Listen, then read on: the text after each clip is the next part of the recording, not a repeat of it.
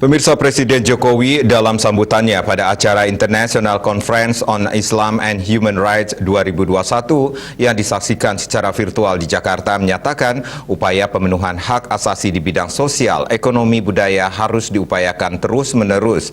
Presiden juga menargetkan kemiskinan ekstrim bisa mencapai 0%. Ini lebih besar dari investasi yang ada di Pulau Jawa. Presiden Jokowi dikutip dari kantor Berita Antara menyampaikan, dalam waktu sesingkat-singkatnya Indonesia harus mengentaskan kemiskinan ekstrim pada angka 0%. Presiden juga menyampaikan pentingnya membuka lapangan kerja seluas-luasnya dengan turut menjamin akses pendidikan dan kesehatan yang merata, serta menjamin kebebasan beragama dan kebebasan menjaga adat dan budaya. Presiden menekankan, untuk meningkatkan akses keadilan sosial dan budaya bagi rakyat Indonesia dimanapun berada, pemerintah bekerja keras membangun dari pinggiran, dari desa, dari perbatasan, sehingga hak-hak rakyat akan pembangunan juga bisa terpenuhi. Membangun infrastruktur yang merata ke seluruh penjuru tanah air.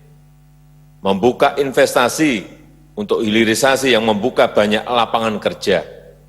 Goal dari investasi, hilirisasi, industrialisasi adalah membuka lapangan kerja yang seluas-luasnya.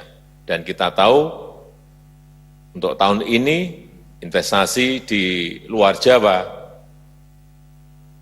ini lebih besar dari investasi yang ada di Pulau Jawa.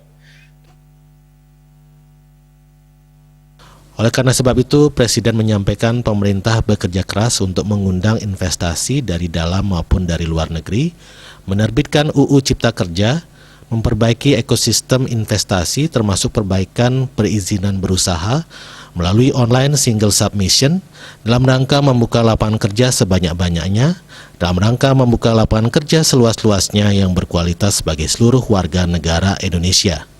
Bali Pos melaporkan.